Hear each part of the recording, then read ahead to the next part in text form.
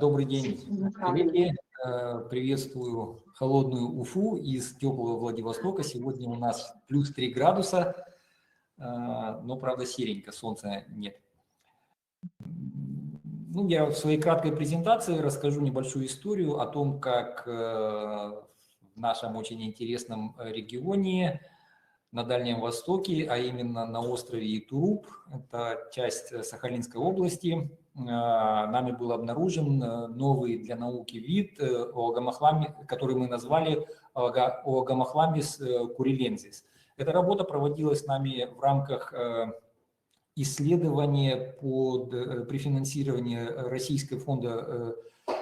Российского научного фонда, и мы на протяжении 3 лет изучали разнообразие почвенных водорослей в районах умеренного муссонного климата, это юг Дальнего Востока.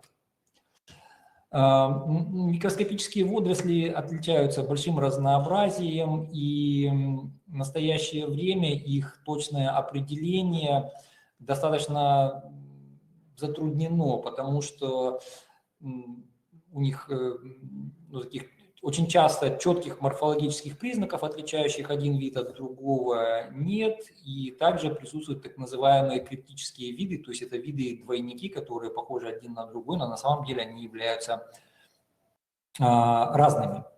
И микроводоросли в почвенных обитаниях очень часто проявляют морфологическую конвергенцию, то есть они становятся очень простыми, буквально их морфология редуцирована до простые кругленькие зелененькие шарики или зелененькие ниточки, хотя они, и нередко виды, имеющие такую морфологическую форму, они совершенно не являются родственными друг другу. И поэтому в настоящее время проблемы определения видовой принадлежности таких видов можно решить только совмещая традиционные морфологические подходы, то есть когда мы обращаем внимание на морфологию видов, и генетические.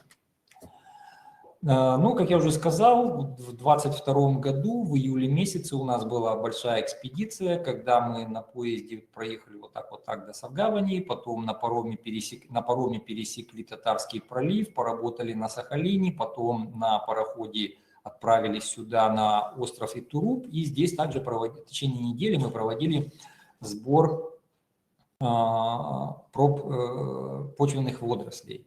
Вот. Когда мы вернулись в лабораторию, то начали высевать культуры, о которых уже сегодня вам говорили, и обнаружили один довольно интересный вид, занялись изучением его.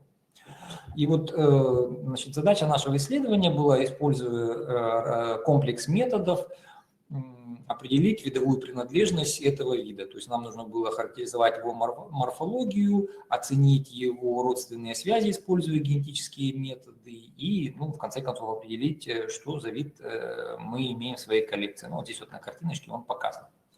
Это жгутиковая водоросль, такая вытянутая форма с 2 жгутиками и глазиком. Андрей Анатольевич, простите, слайды не листаются. У вас не листаются, у меня листаются. Как нам решить эту проблему? А так вы их видите? Сейчас начали. Да. Так, подождите, давайте сейчас еще раз я попробую тогда. Так, вот сейчас листаются они? Пока второй слайд стоит. Понятно. Почему-то в режиме презентации, когда она на весь экран у меня, вы не можете видеть, тогда давайте я тогда буду эту презентацию показывать вот в таком режиме. Мы хорошо видим, у нас хорошо видно. Все хорошо. Вот это я рассказывал про район нашего сбора. Так, цели и задачи. Давайте перейдем тогда к материалам. Сейчас, одну минуту. К материалам и методам. Вот, значит, тут такой в форме картинки показано весь цикл работ, которые мы проводили. То есть вот у нас уже была культура, мы проводили предварительную идентификацию, то есть хотя бы посмотреть, что это у нас жгутиковая или какоидная форма, потом выделение ДНК, потом с помощью специальных приборов мы получали там буквально миллионы копий участка ДНК, который нам необходим для определения. Это был ген малой субъединицы рибосомальной ДНК и также межгенный спейсер ITS-регион. Потом мы проводили секвенирование, анализировали результаты, и потом, когда мы поняли, что мы имеем дело с чем-то новым и интересным, нам необходимо было повторить более углубленное изучение морфологии этого вида. Вот этот слайд показывает вам морфологию организма, с которым мы имели дело. Ну, вот здесь опять его внешний вид, такая вытянутая форма, он относительно маленький, буквально порядка 10 микрометров всего, 2 жгутика, длина которых меньше, чем длина тела. И вот эти два слайда показывают изучение морфологии хлоропласта и расположение ядра с помощью конфокальной микроскопии. То есть это одна и та же клетка, но она была подсвечена светом, лазером разной длины волны, и при одной длине волны происходила аутофлуоресценция ядра, хлоропласта. Вот мы видим, что хлоропласт такой довольно массивный, выстилает почти всю поверхность клетки, но у него здесь есть две полости. Вот здесь вот располагается периноид, вот этот вот, а здесь вот в верхней части, вот видите, на другом слайде видно, на другой картинке видно, красным цветом светится ядро. То есть ядро у него находится не в центральной части, как это у большинства видов, а смещено немножко вот здесь вот вверх и в сторону. В культуре мы наблюдали, что этот организм может размножаться двумя способами. Это зооспорами, вот они, зооспоры, зооспоранги с двумя клетками, и может быть размножаться половым способом, то есть гаметами. Вот здесь так, и это у нас гаметанги, мужские сперматозоиды, здесь образуются их, по-моему, порядка 64, по-моему, вот на этой фотографии видно совсем-совсем такой маленький, буквально около 2 микрометров сперматозоид, и что характерно, у него имеется красненький глазок тоже со жгутиками. А вот это вот яйцеклетка, и здесь как раз нам удалось сфотографировать процесс оплодотворения, то есть когда сперматозоид подошел к яйцеклетке. Это уже оплодотворенная зигота, и это уже взрослая зигота с такой довольно толстой клеточной стенкой. Когда мы провели сравнение полученных нами последовательностей с имеющимися в генбанке, побольше сделаю. Значит, мы выяснили, что вот последовательность нашего штамма, она попадает в группу, довольно большую группу, так называемые охламидиния. И в этой группе представлены несколько родов. Это лобохламис, ризомфикрикас, так называемый хламидомонас, хотя это не хламидомонас, гимномонас и огамохламис. Вот.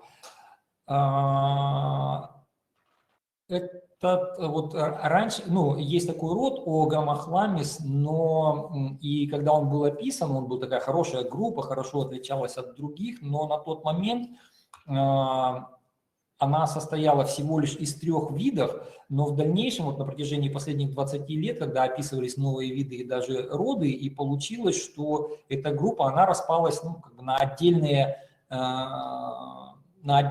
линии. И вот ранние представители этого рода, это Агамохламис зимбабвензе, Агамохламис гигантея, Агамохламис этли, они развалились, то есть они не формируют родовую кладу, и наш вид попал сюда же. Но, как я вот на предыдущем слайде показывал, способ его размножения – это оогамия, очень характерный такой морфологический признак. И да, вот здесь вот этот слайд им более детально показывает. Вот, то есть способ размножения у 3 известных видов и нашего нового вида один и тот же, но при этом они не формируют единую родовую кладу, и более того, они отличаются морфологически, потому что вот все ранее известные представители рода Агамохламис, они такие кругленькие, очень массивные, вот видите, больше 20 микрометров, некоторые даже до 40 микрометров, а наш, наоборот, вытянутый и маленький, менее 10 микрометров. И вот здесь вот еще есть группа неопределенных до рода штаммов, причем 2 из них из Японии, а Япония, как известно, очень близка к Курильским островам, а 3 из Европы, ну, которые с очень высокой достоверностью являются близкородственными к нашему штамму.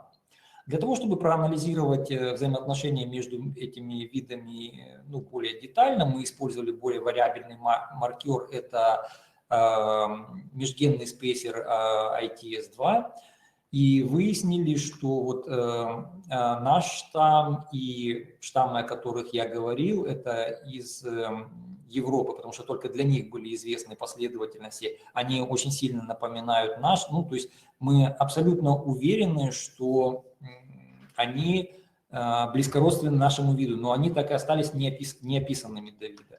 Ну и также вот в интернете нам удалось найти микрофотографии европейских штаммов, и вы видите, что они достаточно близки, ну, по крайней мере, имеют такую же вытянутую форму клетки, как и наш вид.